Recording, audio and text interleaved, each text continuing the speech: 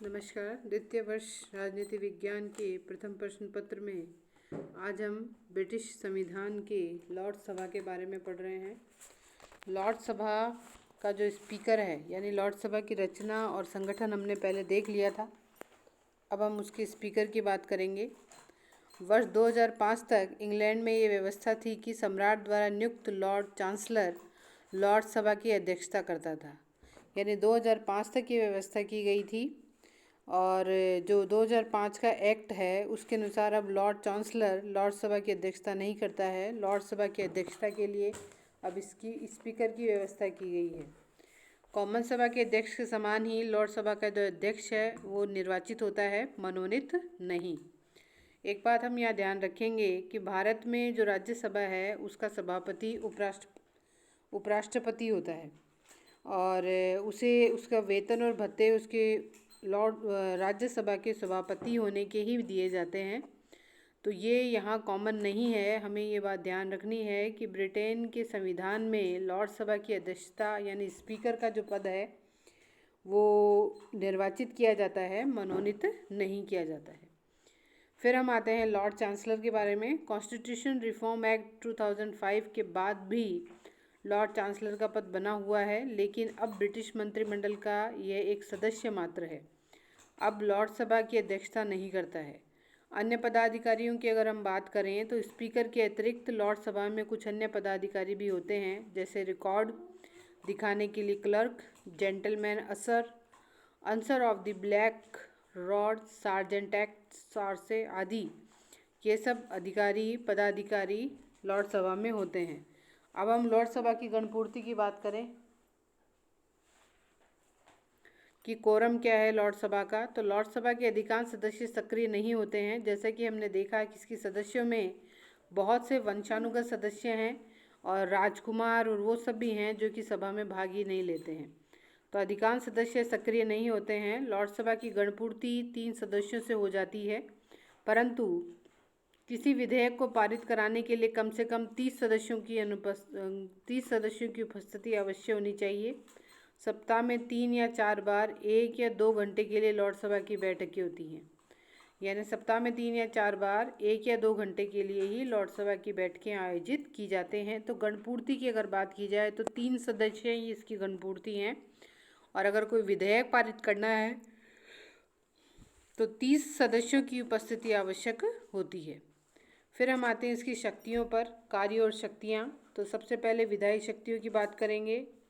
तो विधायी शक्तियों और कार्यों के अंतर्गत 1911 में से पूर्व लॉर्ड सभा को अवित्तीय शक्तियाँ प्राप्त थी।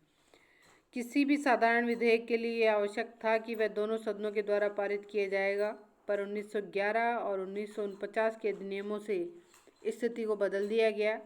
सन 1911 के अधिनियम के अनुसार कॉमन सभा के द्वारा पारित साधारण विधेयकों को लॉर्ड सभा केवल 2 वर्ष की देरी लगा सकती थी। यानी क्या होता था कि विधेयक पहुंच जाते थे पर वो पारित ही नहीं होते थे, कोरम ही कभी पूरा नहीं हो पाता था। तो अब ये नियम बना दिया है कि 2 वर्ष से अधिक कोई विधेयक अगर लॉर्ड सभा में रहता है तो उसे स्वतः ही पारित समझा जाएगा।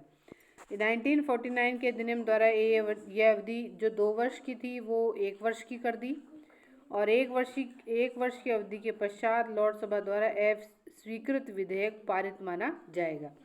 मतलब 1 वर्ष से ज़्यादा समय अगर लॉर्ड सभा किसी विधेयक को पारित करने में लगाती है तो ये मान लिया जाएगा कि अगर लॉर्ड सभा नहीं भी मानती है यानी विधेयक को अस्वीकृत भी कर देती है तो भी उस विधेयक को पारित माना जाएगा। ये एक बहुत बड़ा चेंज है जो 2 वर्ष को उसके समय को 1 वर्ष कर दिया गया है। दूसरा, 1 वर्ष के पश्चात यानी 1 वर्ष की अवधि जब कंप्लीट हो जाए उसके बाद अगर कोई विधेयक अस्वीकृत करती है लॉर्ड सभा तो भी उसको स्वीकृत ही माना जाएगा। परामर्श संबंधी कार्य के अंतर्गत सबसे पहले 18वीं शताब्दी से पूर्व लॉर्ड सभा राजा को परामर्श देने का कार्य करती थी, परंतु अब राजा कैबिनेट के परामर्श के अनुसार कार्य करता है। जब कॉमन सभा का विघटन हो जाता है और कैबिनेट अपना त्यागपत्र दे देती है तो राजा को परामर्श की आवश्यकता होती है। यदि ऐसी स्थिति आ जाती है कि राजा लॉर्ड सभा से परामर्श ले सकता है, यानी पहले तो सारा कार्य ही लॉर्ड सभा के परामर्श से होता था, परंतु अब स्थिति थोड़ी चेंज हो गई है। राजा कैबिनेट के परामर्श से कार्य करता है, और यदि कॉमन सभा का विघटन हो जाए तो कैबिनेट अपना त्यागपत्र दे दे तो राजा के परामर्श की आवश्यकता हो तो वह लॉर्ड सभा से बात कर सकता है। फिर हम आते हैं वित्तीय कार्य शक्तियों पर। धन विधेयक पहले कॉमन सभा में ही प्रस्तुत किए जाते हैं। धन विधेयक पहले कॉमन सभा में ही प्रस्तुत किए जाते हैं। कॉमन सभा से पारित हो जाने के पश्चात उनको लॉर्ड सभा में प्रस्तुत किया जाता है। इस प्रकार वित्तीय क्षेत्र में भी लॉर्ड सभा की शक्तियां नहीं के समान हैं। लॉर्ड सभा में न तो धन विधेयक प्रस्तुत किया जाता है और ना ही उनमें संशोधन किया जाता है। यानी मनी बिल जो है वो बिल लॉर्ड सभा में प्रस्तुत नहीं किया जाता है और न ही उसमें संशोधन किया जाता है। 1 माह की अवधि समाप्त हो जाने पर विधेयक कानून बन जाता है। 1 माह से अधिक देरी करने पर विधेयक को राजा की स्वीकृति के लिए भेज दिया जाता है। स्पष्ट है कि लॉर्ड सभा को धन विधेयक को 1 माह तक रोकने की अधिकार है। अगर 1 माह के अंतराल में अगर वो उसको पारित नहीं करता है तो उसे अपने आप ही राजा को भेज दिया जाएगा स्वीकृति के लिए। फिर हम आते हैं कार्यपालिका शक्तियों पर। तो लॉर्ड सभा मंत्रिमंडल को भंग नहीं कर सकती है। मंत्रिमंडल को केवल कॉमन सभा ही अपदस्थ कर सकती है। मंत्रिमंडल कॉमन सभा के प्रति ही उत्तरदायी होता है, परंतु लॉर्ड सभा के सदस्यों को मंत्रियों में प्रश्न पूछने का अधिकार है। लॉर्ड सभा वाद विवाद के द्वारा भी मंत्रिमंडल को प्रभावित कर सकती है। फिर हम आते हैं न्यायिक कार्य और शक्तियों पर। इस क्षेत्र में लॉर्ड सभा को महत्वपूर्ण शक्तियां मिली हुई हैं। ये शक्तियां कॉमन सभा को प्राप्त नहीं हैं। लॉर्ड सभा सर्वोच्च अपीलीय न्यायालय है, परंतु समस्त लॉर्ड ये कार्य नहीं करते हैं। यह कार्य केवल 9 न्यायिक लॉर्ड जो हैं उनके द्वारा किया जाता है। तो न्यायिक क्षेत्र से जिनका लॉर्डों को चयन किया जाता है, जिन लॉर्ड्स का, वो लॉर्ड जो हैं वो अपीलीय कार्य भी अपील का कार्य भी करते हैं। यानी उनसे अगर किसी प्रकार से न्याय मांगा जाता है तो वो न्याय भी करते हैं।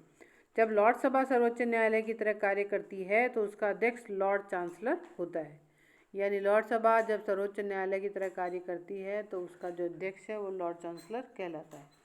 तो हमें ये बात देखने के लिए मिली है कि इसकी शक्तियों में लॉर्ड सभा जो है उसको बहुत अधिक शक्तियाँ नहीं दी गई हैं। वो तो सिर्फ एक मात्र का सदन बनकर रह गया है। देखिए वित्तीय बिल में भी उसकी कोई मान्यता नहीं है। 1 माह तक वो बिल को रोक सकता है, बाकी उसकी अनुमति के बिना भी वह पारित हो जाएगा। सिर्फ न्यायिक शक्तियों के बारे में उसे कोई अधिकार दिए गए हैं। फिर हमने उनकी शक्तियाँ देखी तो उन शक्तियों को देखने से हमें ये एहसास हो गया है कि लॉर्ड सभा राज्यसभा की भांति ही कोई विशेष महत्वपूर्ण स्थान नहीं रखता है। तो इसलिए इसे उच्च सदन होते हुए भी शक्तिहीन सदन हम कह सकते हैं। तो आज हम इतना ही पढ़ेंगे। धन्यवाद।